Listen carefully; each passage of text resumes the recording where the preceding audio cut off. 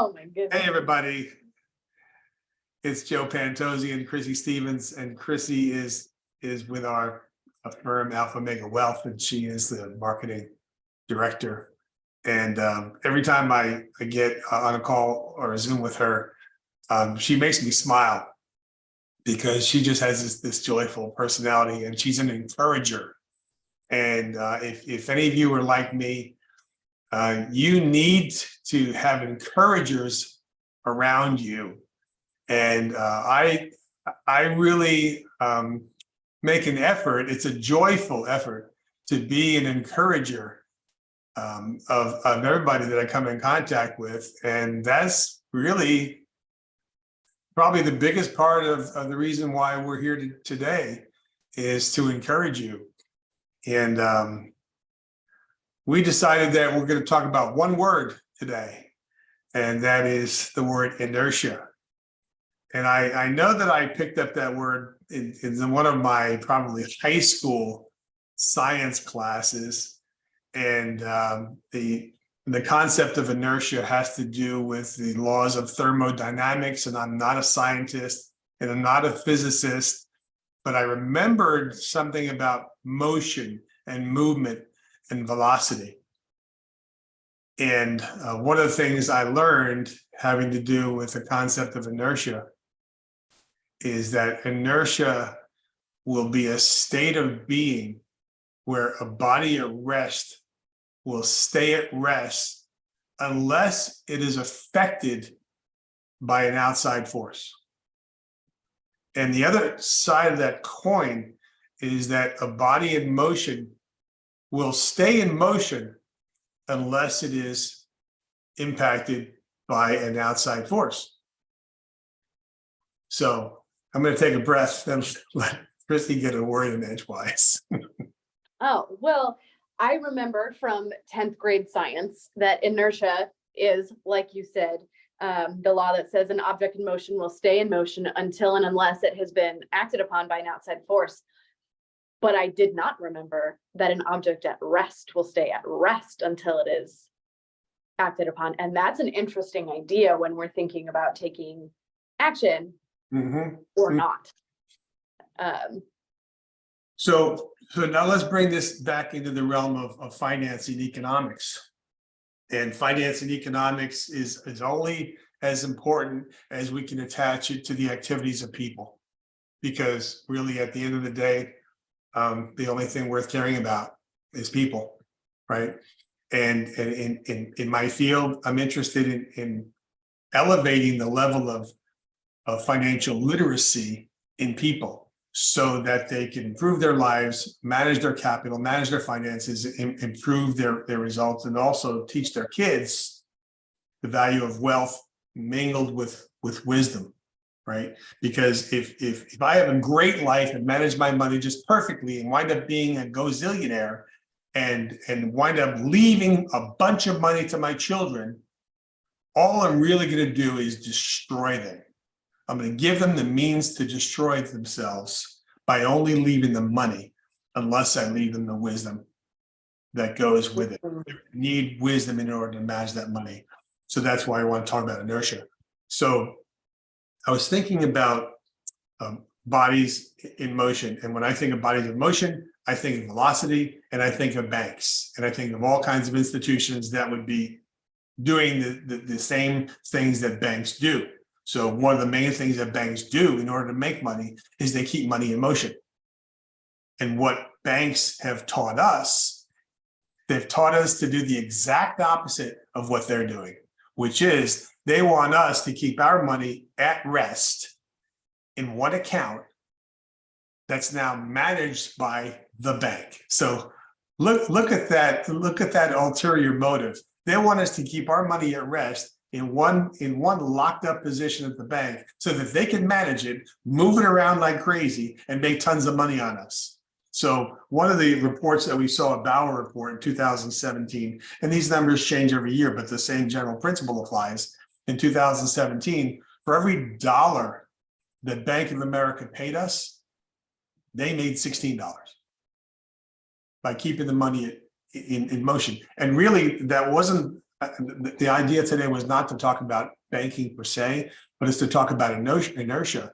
And you ever notice that you may have some friends or some family members, people you're close with, people that you get to observe their lives on a frequent basis, and you say, how does this woman get all the stuff done that they get done in their lives? You know, she's got 4 kids, and every one of their kids is in a special activity. They're in soccer, they're in jiu-jitsu, they're in chess, they're in something. The kids are all busy. When they're home, you know, you smell the apple pie baking in the kitchen, and they have a Thanksgiving turkey dinner every Sunday, and their life is so together. They never let any grass grow under their feet. They're busy, busy, busy. Well, that's inertia, right? Because activity becomes a habit. If you decide that you want to be a person of activity, a person of motion, a person who's thriving and creating progress of some kind, then you have to make a positive commitment and a decision to let those things happen in your life, to make those things happen in your life and the lives of your family and your kids. And on the other hand, God bless them, there are people who never seem to get off the couch, maybe figuratively, never seem to get off the couch, and they don't know why their finances are not in order, and they don't know why they can't make it to the gym, and they don't know why they can't pick up a hobby, and they don't know why their kids are in front of the tablet or the computer or the video game all day long. Well, it's inertia, right? We've chosen the lifestyle that we want to pursue or have wash over us, and that's what we do. So my job is not to persuade people. My job is not to be a cheerleader and to get people to do anything that they don't want to do. My job is to help people who've decided to do something. Does that make sense? It does make sense. What does that look like? Well, it looks like a lot of chaos. It looks like a lot of activity, right? I've been using the word chaos a lot lately because I'm a late bloomer of a hockey fan. We're Vegas Golden Knights hockey fans from day one, from their first season 6 years ago, and now, if anybody's following, they're going to be into the Stanley Cup Finals. And I noticed that whenever we score, very, very frequently, it's because we created chaos around the net. And that chaos throws the other team off. And because the other team is in a chaotic state, we know where we're going. We're going to put the puck in the net, right? So when you say, well, what does inertia look like? What does motion look like? It looks like making a decision. It looks like getting some education. It looks like deciding on a course and absolutely avoiding the desire to be perfect. Because what's the thing about perfectionism, right? If you're going to be a perfectionist, which I thought I was 50 years ago, if you're going to be a perfectionist, you're never going to accomplish anything, because you're going to be so busy arranging the deck chairs on the Titanic, you're not going to care about anything else. You're going to be so concerned about arranging the pencils on your desk and the notepad and the right type of paper and the right type of computer and the right type of microphone. You're going to be so concerned about the externals that you're going to forget that the objective is to move a project forward, right? So inertia is you can overcome the stillness and create activity by saying, we're going to make a decision. We're going to find out what information is out there. We're not going to explore the whole encyclopedia of the universe about finance. We're going to find out, hey, why don't we do it this way? Why don't we find out what rich people do? For example, what are some of the things that rich people do? And there's a great book by Robert Kiyosaki, not the one that he wrote 22 years ago, called Rich Dad, Poor Dad, which is also still a good book, right? But there's a more recent book I don't know the year, but it's called Second Chance. And I thought it was a great title, Second Chance. If you want to learn about money and you feel like, well, gee, I blew the last 20, 30 years. I didn't do the right things. I didn't build enough money up. My capital base isn't there. Fine. We're human beings. Give yourself a break and say, let's start from here. Let's find out what rich people do. Mhm. They don't take their first dollar. They don't take their first dollar and put it at risk so that they can make $50 on a dollar because they need to catch up with all the losses. No, no, no. No, you take your first dollar and you make sure you don't lose it. Mhm. And a great mentor of mine a long time ago, John Savage, said that with the buildup of wealth, the accumulation of wealth is not about the rate of return. In fact, it has nothing to do with the rate of return.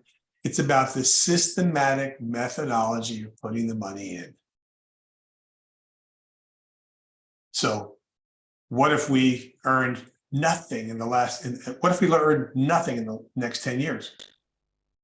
Does that mean we shouldn't save? Well, no, we're going to put money in. Maybe we'll put more money in because we're earning less as far as a rate of return is concerned. But the idea is to find out some basic principles, decide that you're going to move forward on those, make sure that they're not risk intensive. They're the opposite. Rich people don't take risks with their money. They don't take risks with their capital. They keep on pursuing additional opportunities, entrepreneurial in nature, and they keep on buying capital assets, and they keep on creating cash flow and cash flow and cash flow. And now I'm getting way too far off the initial objective, which was the idea of inertia. Mhm. Staying in motion, gaining some basic principles like knowing what you earn, knowing what you own, knowing what you owe, knowing where the money goes, getting those things organized and having a sheet of some kind where you know what's coming in, what's going out, and something as simple as measuring your net worth every 90 days. Well, gee, my net worth is terrible. My net worth is negative. I have all this credit debt. You still have a net worth, right? Every single person creates a legacy. You can either pass on a legacy of wealth and wisdom, or you can pass on a legacy of debt and indebtedness and the habits that create those things. So they can be positive habits or negative habits. So an inertia can cause a person never to have any progress whatsoever, or you can decide, I'm going to take steps, and they're going to be basic steps, and I'm going to practice them until they become so ingrained that it's impossible for me to do anything else. So one of my principles I learned 45 years ago or so was pay yourself first. It doesn't make any difference how many creditors you have. You're at the top of the creditor list. You are your own best customer. You are your own banker. You are the person that you pay first. I don't care if you're late with the power bill. I don't care if you're late with the mortgage. Your employees are not going to get the joke if you're late with their paychecks. Okay, so we're not talking about that. But I'm saying setting yourself up so that you pay yourself first and you refuse to be paid last. It doesn't take sophistication, doesn't take a PhD. My wife, Evie, and I met in 1988, and we've been together basically from our first date. And we made the decision that we would put God first, which means we're not even talking about his money. His money goes out first. But after that, everything that's left, I'm at the top of the heap. And we said from 1988 onward, we were going to pay ourselves first. We were going to put 10% back then it was only 10%, but we would absolutely put that 10% away. And we weren't putting it away until we needed it for vacation. We weren't putting it away until we needed it for an emergency, because what we call that's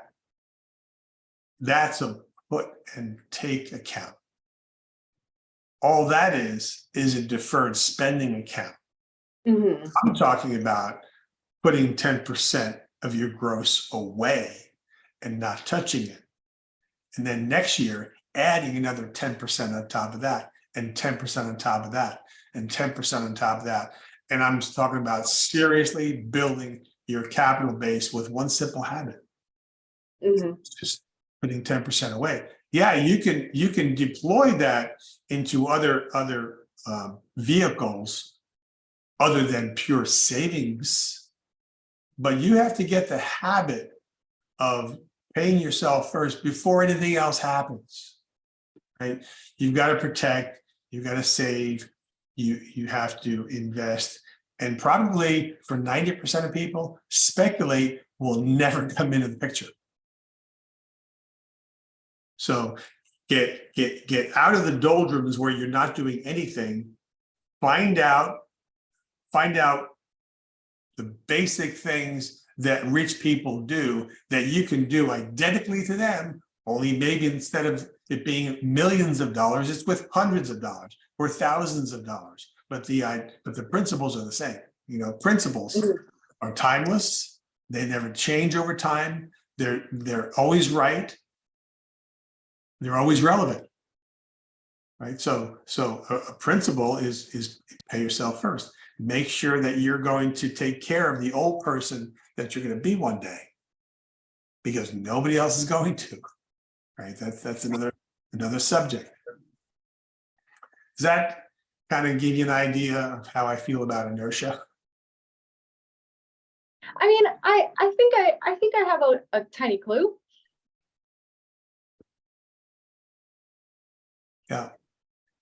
A lot of folks are just by their nature going to be followers.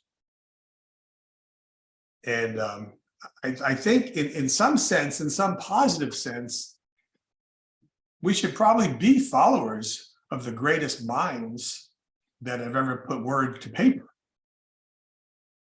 So we're not going to try to create every single thing uniquely. There are thousands and millions of books that we could read. And again, we might narrow that down to 10 books.